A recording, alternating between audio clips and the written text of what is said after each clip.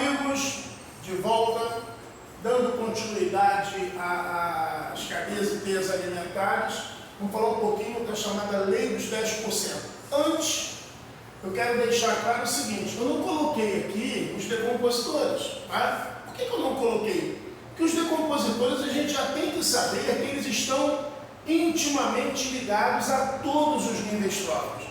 Eles não ocupam um nível trófico específico, né? Nível trófico primário, secundário. Qual seria o nível trófico deles? Nível trófico dos decompositores, porque eles estão ligados a todos. Os restos daqui serão decompostos, os restos daqui serão decompostos, os restos daqui serão decompostos, tá certo? E assim sucessivamente. Mas vamos falar de uma coisa que é alvo de muitas questões, é alvo de pensamentos, é alvo de dor de cabeça para o aluno que está aprendendo sobre fluxo de energia. Lei dos 10%. O que é isso? Bom, segundo os biofísicos, de toda a energia que você incorpora, toda a energia que você incorpora na tua alimentação, no teu dia a dia e tal, qualquer organismo, qualquer animal, qualquer organismo, 90% dessa energia ele perde ou gasta com ele. Gasta como assim? Ele gasta produzindo novos tecidos, crescendo, regenerando tecidos, né? Então ele gasta. Uma árvore, por exemplo, né? Quando ela faz fotossíntese, ela usa essa energia para produzir novos galhos, novas flores, regenerar galhos que foram perdidos, quebrados pelo vento, etc. Nós, animais, a mesma coisa. Uma cicatrização, crescimento, reposição, né? E perdemos também na forma da chamada energia calorífica de respiração. Então, uma parte dessa energia a gente perde, dissipa para o ambiente. Então, 90% dessa energia a gente perde ou gasta. Os outros 10%, olha, os outros 10% você armazena. Armazena nos seus tecidos. E aí é que vem.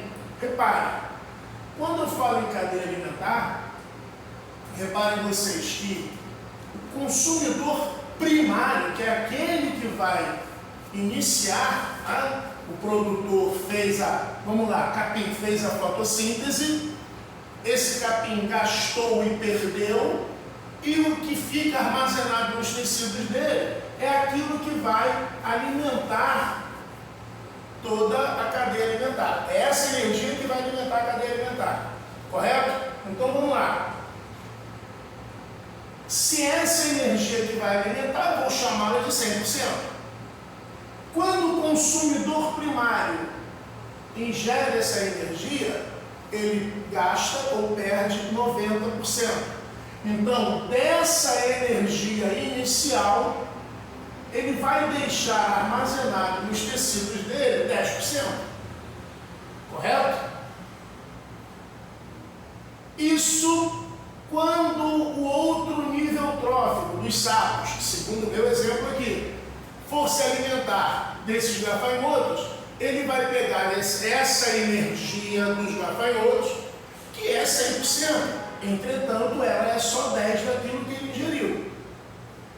E eles vão fazer o mesmo processo, eles vão pegar 90% desses 10% e gastar ou perder, ficando 1%. E assim sucessivamente.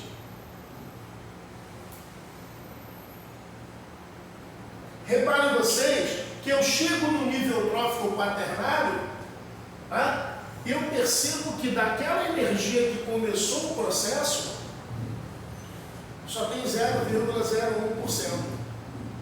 Bom, peraí. Mas ninguém sobrevive, ninguém vive, ninguém se mantém vivo com tão pouca energia. Perfeito? Isso vai produzir, na chamada lei dos 10%, duas premissas importantíssimas. Qual é a primeira premissa da lei dos 10%? A massa ingerida aumenta a cada nível trófico.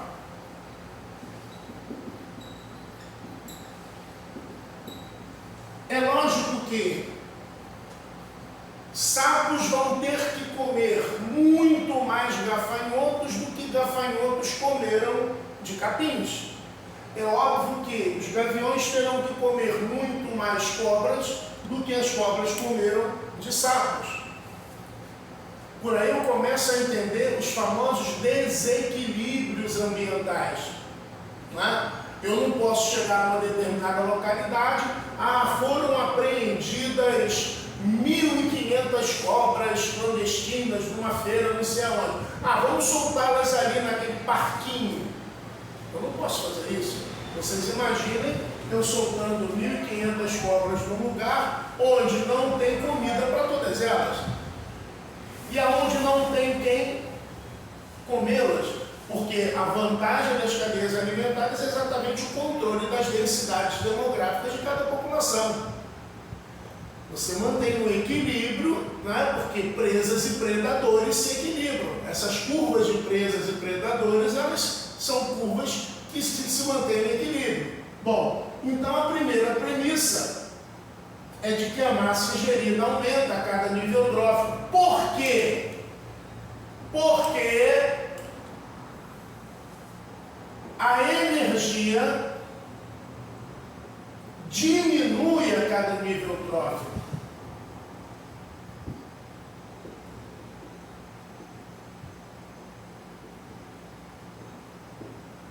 Que é a segunda premissa.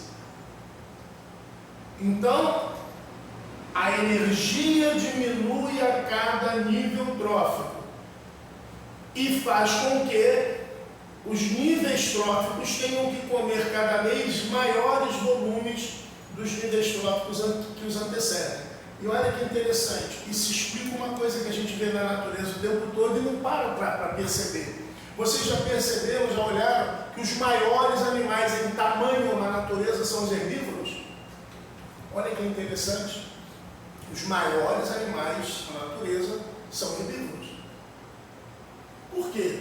Porque um carnívoro exclusivo, ele tem que comer muito mais volume. Pensem num elefante carnívoro, com fome, nervoso. Olha o estrago que esse rapaz não iria fazer no ambiente. Então, a natureza sabe o que faz. Os animais que são carnívoros exclusivos, leão, tigre, onça, eles são pequenos. Os maiores dinossauros eram herbívoros, tá? Os menores dinossauros eram carnívoros. Isso é uma regra lógica quando você olha, né, quando você interpreta bem a lei dos 10%. E detalhe, quando você vê a biomassa de cada nível trófico, agora vamos chegar a essa conclusão. A biomassa de cada nível trófico diminui a cada nível trófico. Vamos de novo? Vamos entender isso? A biomassa de cada nível trófico diminui à medida que você se afasta do produtor. Olha, como é isso? Como que diminui? Sim, eu não posso ter inúmeros gaviões num lugar onde não tenha todas as cobras para que eles possam comer. Então a biomassa para lá, a biomassa do nível, ela vai diminuindo. Perfeito? Porque como ele tem que comer mais, ele não pode ser muito numeroso nem muito grande. Tranquilo, meus amigos? Então, lei dos 10% fala da diminuição do fluxo de energia a cada nível trófico com o aumento da quantidade de massa ingerida a cada nível trófico. Perfeito? Então esse é o entendimento da lei dos 10%. Vamos falar um pouquinho agora sobre teia alimentar. O que é a teia alimentar? Amigos, a teia alimentar, quando eu olho para a cadeia alimentar, eu percebo que na prática as cadeias alimentares seriam muito vulneráveis. Muito vulneráveis. Como assim muito vulneráveis? Pense vocês se eu resolvo, por não gostar de sapos, eu acabo com os sapos na região. Não quero mais sapos aqui na minha região. Se fosse tão simples assim, imediatamente após a extinção dos sapos, cobras e gaviões morreriam. Não teriam o que comer.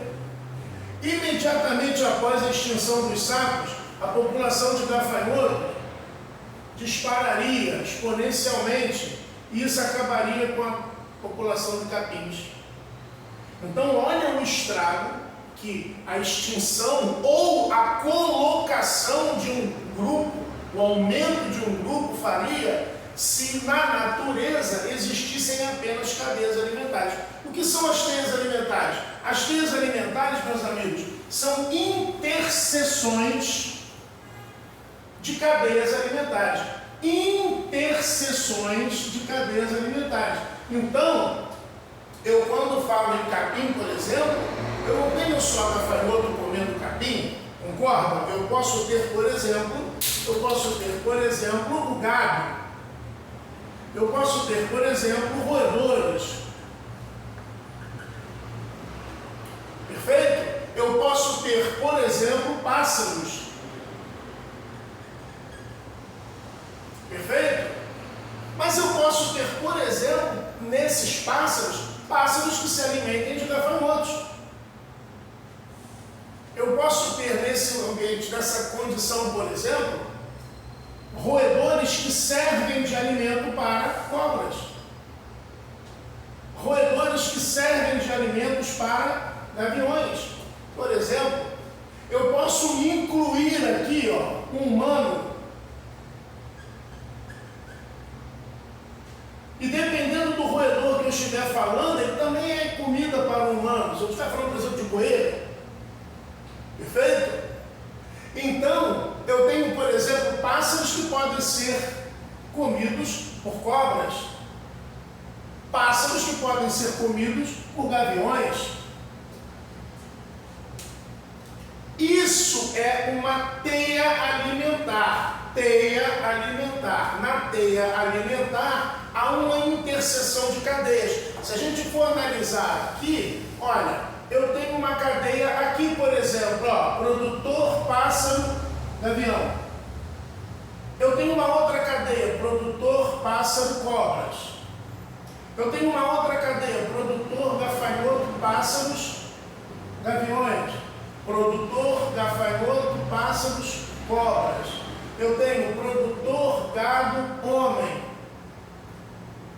Eu tenho produtor, roedor, homem, né? Produtor, roedor, gavião. Então aqui a gente identifica fácil 5, 6, 7 cadeias alimentares. Inclusive nessas cadeias alimentares, alguns organismos ocupam níveis tróficos diferentes. Se você olhar com carinho, por exemplo aqui as cobras, elas são nível trófico 1, 2, 3, 4 para essa cadeia principal, mas 1, 2, 3 para essa cadeia. Nível trófico quaternário, nível trófico terciário. Então, o mesmo organismo pode ocupar níveis tróficos diferentes. Qual é a vantagem disso? Vamos tirar os sapos agora? Vamos tirar os sapos? Vamos tirar os sapos. Se eu tiro os sapos, as cobras morrem de fome? Não. As cobras não morrem de fome. Porque elas têm pássaros dos quais elas podem se alimentar. Não é verdade? Se eu tiro, por exemplo, os sapos, os gafanhotos multiplicam-se exponencialmente? Não. Por quê? Porque eu tenho pássaros que podem se alimentar desses gafanhotos. Então, a vantagem das teias alimentares é garantir a estabilidade dos ecossistemas. Perfeito? Espero que a aula de hoje tenha sido do agrado de todos. Dê o seu like, faça o seu comentário, se inscreve no canal e dá a sua sugestão. O que você quer ver aqui? Que tipo de aula você quer ver aqui? Tudo bem? Grande abraço, gente!